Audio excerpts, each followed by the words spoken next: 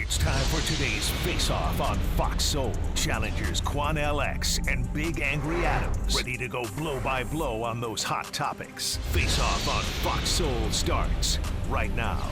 Well, I can tell you, Harris, the protesters who are here outside the courthouse are very, very upset right now. They're chanting no justice, no peace. And we actually just heard in a press conference from several of Jordan Neely's family members, Jordan Neely's father, Andrew Zachary, saying he misses his son and he believes there is a two-tiered system of justice. But I also want to talk about the moments in the courtroom when we heard this not guilty verdict. For the first time, we saw some emotion from Daniel Penny when he learned his fate. He smiled in that courtroom. His defense attorney started clapping, and this was obviously a very joyous moment for the defense. But for Neely supporters, there was anger. When the defense attorney started clapping, Jordan Neely's father said, quote, "Are you trying to get effing killed?" An activist in the court. In this round, here's Charles Big Angry Adams.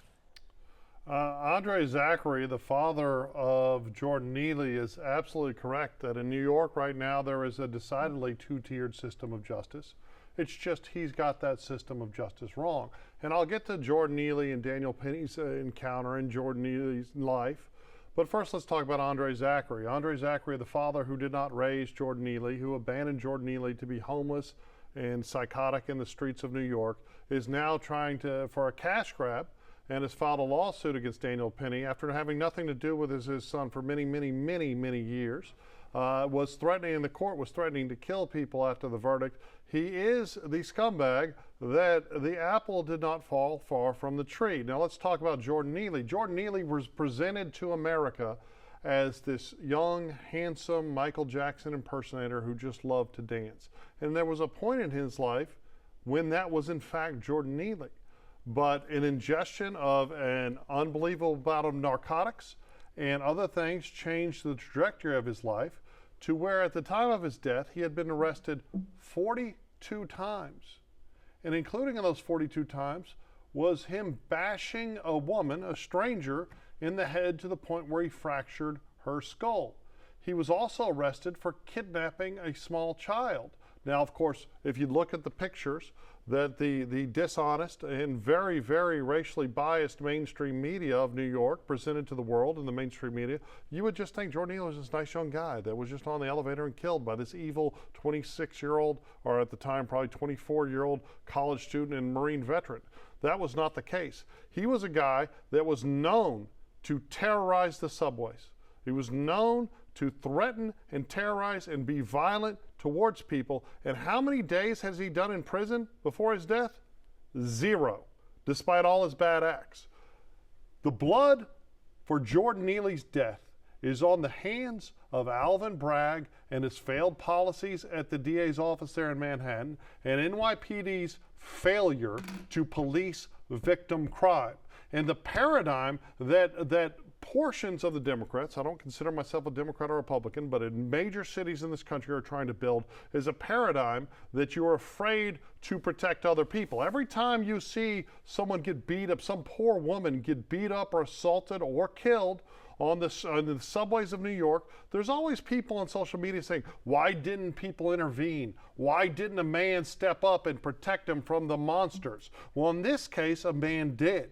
At the very beginning of this trial, it was established that Jordan Neely was not dead when the paramedics and the officers came. We don't know what his health system was. We don't know what's going on, but we do know that he was threatening to kill people. He was being aggressive, and people testified on the stand that they had never been more terrified. Daniel Penny was prosecuted for one simple reason, because he was white and Jordan Neely was black, and that's the politics in New York City right now. If the races had been reversed, all right, man, if the races had been reversed, Daniel Penny, we've got plenty of time. Daniel Penny, if it was a black man, they would have had a parade for him, you done ran and your he'd have mouth been for 5 celebrated minutes. for killing a monster. You done ran your mouth for 5 minutes. Well, go ahead. You know what I won't do? Let's I get won't straight. interrupt you, Jordan, well, damn it, you went on for 5 straight minutes. Okay. This No, ain't a one-man show. Maybe buy this a ain't watch. a one-man show. Maybe buy a so watch at the end because of the day, it was about 2.5 minutes. Go ahead. Jordan Neely did not physically assault anyone on that day.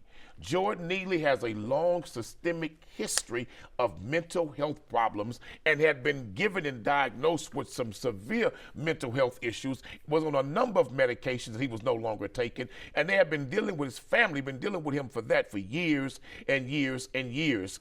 He was always being arrested, yes, in and out of jail because of the mental health crisis. If anybody failed Jordan Neely and failed the suspect in this case and the citizens of New York, it is America's piss poor mental health system that don't give mental health patients the services and help that they need. 1.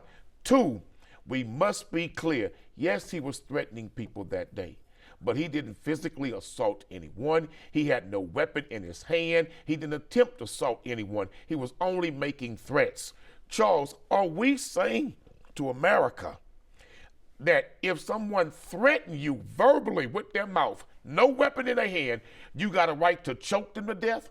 Are we saying to black men now and black people that if some white person call you the N-word and you feel threatened by them doing that, you can choke them to death? Charles, I understand he was a nuisance on the train, but making verbal threats does not justify somebody choking you to death. The comments you made about his father were completely inappropriate. No, completely because true. You don't know the father and the family side of the story. You're going after only some sensational headlines being printed by those who support Mr. Suspect in this case, Mr. He's not Penny. a suspect anymore. Mr. Penny, who's been found not guilty. I understand the jury wrestling with that because so many people in New York don't feel safe on the subway system. But in this case, Charles, they deliberated for many days on these charges. Jordan did not threaten anyone to the point to where they were being physically assaulted or he was attempting to physically assault someone. We can't say to America that if somebody threatens you and you don't like what they're saying and you feel threatened that they're going to harm you based on what's coming out their mouth, you got a right to choke them to death. I disagree with that. I'm not going to call a father a scumbag because I don't know the family side of the story. Coming from a family and being the child of a mother with some serious drug and alcohol and mental health issues, my entire family went through a nightmare trying to get her put in institution after institution, and they would put her in and let her right out. Put her in for 2 or 3 days and let her right out. Even when the police would arrest her, they'd put her in for a day and let her right out. Charles, the mental health system is broken in America that allows people like Jordan Neely to become a public nuisance because the system fails them when they encounter the system, and the system has documentation to show this person needs some long-term institutional treatment. All right, facts matter, right? Facts are important. I know you like to gloss over them, much like the activists who are threatening to burn down America outside that courthouse in an effort to, during the trial, in an effort to achieve mob justice. Much like the DA's office, who was directly contacting media and trying to promote the story that even if he's convicted, Mr. Penny probably won't go to prison, right? Because they were trying to secure a verdict in an inappropriate manner by any means necessary, and you ask yourself why. And the why is very simple. It is because of politics and identity politics that define New York. Daniel Penny was white, Jordan Neely was black. If the shoes were reversed, your story on this would be completely different. But black men don't have a history of killing unarmed white people and getting away with it. But white people in the history in America got a factual history to where they kill unarmed black men and get away with it. Cops and regular citizens too. Black men don't have that history where we can kill white people and get away with it scot-free. We don't have that systemic history. America has that history. I know you don't like the truth, which is why you're interrupting me. But see, when you say white men and black men, that's just you being a bigot. Because black men, you brought up the color first. No, you I brought up the reason first. why Alvin Bragg. You brought up skin color I brought first. up the reason why Alvin Bragg prosecuted this case. We had a very similar case where he didn't prosecute. The difference is that the man that took the life was an African American. Also, like Daniel Penny, a hero. My perception of the events has nothing to do with race. So you say Daniel Penny your is a hero possession, absolutely. Your for killing an unarmed man who had no weapon in his hand, who didn't attack anyone physically? Jordan Neely was not just calling. So he's a hero because he made threats and was choked to death and killed somebody? First he's off, a hero? Stop doing the bell, Matt. If we're not going to do another story, we won't do another story. Man, we're in the middle of a him, conversation. The hell with him, man. Let this man be checked. What you want to do is you want to interrupt me. He's not so a hero. I can't talk. Well, here, you know, what I didn't do either time when you went on for 5 minutes You went was on interrupt for 5 you. minutes. But let's go. Let's talk about this. He was not simply calling people ugly names. He was terrorizing people, and he had a long history of violence with no consequence. And you talk about mental illness. But you can't kill somebody based on threats, Charles. Again, you cannot kill an unarmed person who's making verbal threats at you. You cannot kill them for that, Charles. He was alive when the police arrived. That was well established at the beginning of the trial. So if I threaten you and you come over and punch me in my mouth, you ain't going to jail? Again. Hell yeah, you're going to jail. And you're a judge and you know that. What you are doing is you are mischaracterizing the events, and you're talking about DA's office that doesn't prosecute the overwhelming majority of felonies. What you have is a lawless subway system where cops and the Democrats have convinced America that cops not having to do their damn job is somehow police reform. It's not. And who suffers the most? Poor people of color. Rich white people, rich black people, rich any people. They're in their black cars in Manhattan. They're driving down. They don't have to deal with the subway. Criminal justice Poor system, people in the entire subways apparatus are terrorized. was designed to police poor people, not police people with influence and money. It wasn't designed for them. Well, no, hold on. Alvin Bragg's office, they are driven purely by politics. They choose who they're going to prosecute, and the media. And I absolutely agree with you on that. And the media and is driven. I agree with you about Alvin Bragg's The only office. reason I believe it's Daniel politically Penny, driven, no doubt about it. If Daniel Penny was a black man and Jordan Neely was a white man, we would have seen real pictures of Jordan Neely in the newspaper the next day of a crazy man booking photos, attacking people, punching women in the head, kidnapping children. But instead we got lies and nonsense because of identity politics and new American racism. Mental health problem, and the system failed him. See, you said the system failed him, and there's millions of people like Mr. Neely all over America that are ticking time bombs because we will not do anything constructively to help the mental health problem in this country. We barely finance it, Charles. The system didn't fail Jordan Neely. Oh, stop, The system failed Jordan Neely's copious amounts of victims of his violence. And the system failed Jordan Neely too. Jordan Neely both of them were failed. chose to use drugs that made him crazy. And then when he was crazy, he had no consequence for the crazy. And they put him in jail for all of his violence. But the system will show white people mercy who use drugs. Like Joe Biden's son, who was a crackhead and got some great mercy, didn't he, from the White House? He wasn't just a crackhead. But guess what? He Black turned out crackheads get his that kind of mercy. dead brother's wife into a crackhead too. Hunter Biden's and scumbag. slept with her. But that's not the point. Yeah, Daniel Penny was only prosecuted because he was white. I disagree. That's the only reason he was prosecuted. I don't like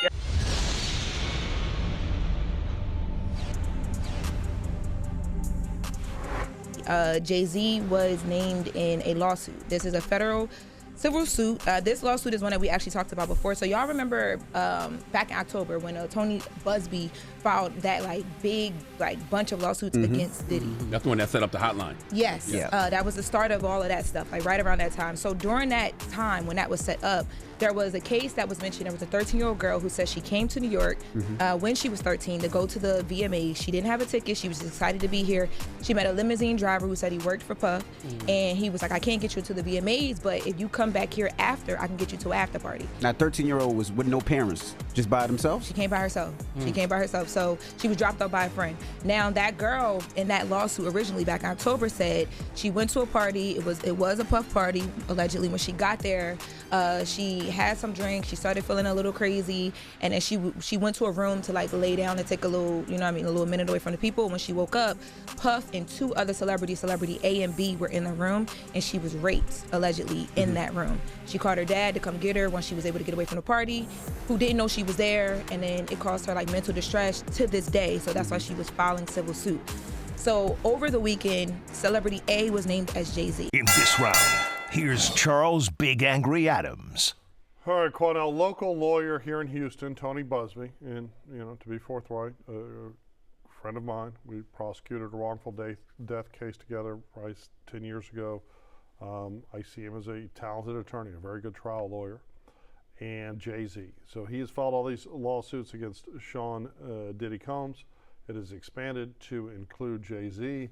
Jay-Z, I want to read to you some internet social media posts by both Jay-Z, the rapper, and the attorney Busby, and I have to hear your thoughts, Cornell. So Jay posted, "My lawyer received a blackmail attempt called a demand letter from a lawyer named Tony Busby. What he had calculated was the nature of these allegations and the public scrutiny would make me want to settle. No, sir, it had the opposite effect. It made me want to expose you for the very fraud you are in a very public fashion, so no, I will not give you one red penny. These allegations are so heinous in nature that I implore you to file a criminal complaint, not a civil one. Whomever would commit such a crime against a minor should be locked away. Would you not agree? These alleged victims would deserve real justice if that were the case. This lawyer, who I've done a bit of research on, seems to have a pattern of these type of theatrics. I have no idea how you have come to be such a deplorable human, Mr. Busby, but I promise you I have seen your kind many times over. I'm more than prepared to deal with your type. You claim to be a Marine. Marines are known for their valor. You have neither honor nor dignity. My only heartbreak is for my family. My wife and I will have to sit our children down, one of whom is at the age where her friends will surely see the press and ask questions about the nature of these claims and explain the cruelty and greed of people. I mourn yet another loss of innocence. Children should not have to endure such at their young age. It is unfair to have to try to understand inexplicable degrees of malice meant to destroy families and human spirit. My heart and support goes out to true victims in the world who have to watch their life story is dressed in costume for profitability by this aimless chaser in a cheap suit. You have made a terrible error in judgment thinking that all celebrities are the same. I'm not from your world. I'm a young man who made it out of the project of Brooklyn. We don't play these types of games. We have very strict codes and honor. We protect children. You seem to exploit people for personal gain. Only your network of conspiracy theorists, fake physics, will believe the idiotic claims you have levied against me that, if not for the seriousness surrounding harm to kids, would be laughable. I look forward to showing you just how different I am." Now, Mr. Busby he has two posts. One includes a picture of him as a platoon commander. Tony wrote, "Recognize this guy. This is the picture of the weapons platoon commander, Alpha Company, 1st Battalion, 4th Marines from our old Western Pacific cruise book. Despite a coordinated and aggressive effort that has included harassing my kids, contacting my clients and former clients to encourage them to sue me, contacting my colleagues or former employees asking if I've abused them, showing up at my current employees' homes to harass them, filing frivolous cases against me and my law firm, defaming me with outrageous assertions to anyone who will listen, and having mysterious people follow me and my family, I'm still that guy. I won't be bullied or intimidated. People will see through this effort to discredit me and my clients, and the truth will be revealed. I also won't allow anyone to scare my clients into silence. Sunlight is the best disinfectant. I am quite certain the sun is coming." One more, and then I want to hear your thoughts. This last one from Tony, from Twitter. "Regarding the Jay-Z case and his efforts to silence my clients, Mr. Carter previously denied being the one who sued me and my firm. He filed his frivolous case under a pseudonym. What he fails to say in his recent statement is my firm sent his lawyers a demand letter on behalf of an alleged victim, and that victim never demanded a penny from him. Instead, she only sought a confidential mediation. Since I sent the letter on her behalf, Mr. Carter not only has sued me, but he has tried to bully and harass me and this plaintiff. His conduct has had the opposite impact. She is emboldened. I'm very proud of her resolve. As far as the allegations the complaint filed, we will let the filing speak for itself and we will litigate the facts in court, not in the media." Thoughts? When this first came out about Tony Busby filing these lawsuits against Puffy and representing many victims against Puffy in the quote-unquote freak-off parties, I told you that it was absolutely impossible to move forth with a prosecution of strictly P. Diddy and not involve all of the others who were at those parties. Where are the criminal charges against them? Where are the civil lawsuits also filed against them? Then I went on to say to you that there would be others who would be named because they have to be in these lawsuits because there's witnesses in the criminal case and the civil case. Tony Busby got some problems coming. Let's be real here. Because when you look at the allegations of this young 13-year-old girl, there's some serious questions just around the statement that you even read that's in her affidavit in a lawsuit against, quote-unquote, a demand letter against Jay-Z. But Jay-Z is doing exactly what a brother from the bottom of the streets and the hood would do who made it out and to be a great success.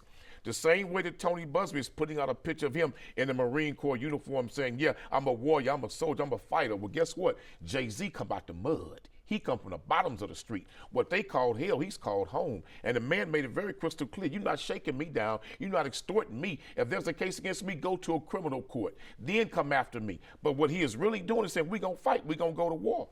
But I would say this, Charles.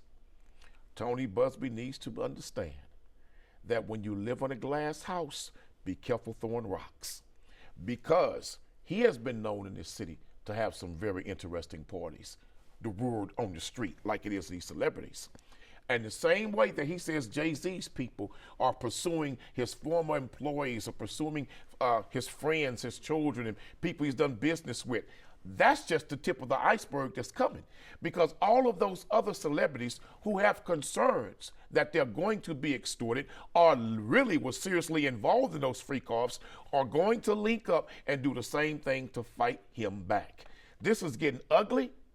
And I told you this, and I'm going to say it again. P. Diddy will never go to trial. He'll never go.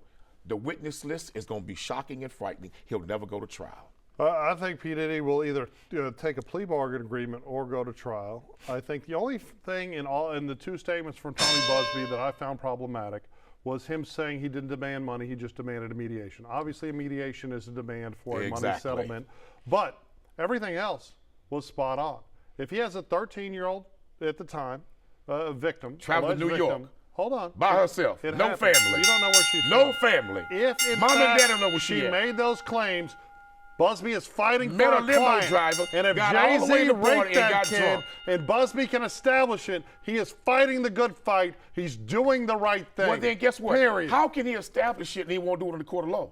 He is doing it in a court of law. He did it for a mediation. No, Let's talk about money. Because his goal. Let's talk about money. Because his goal is to get paid. His goal.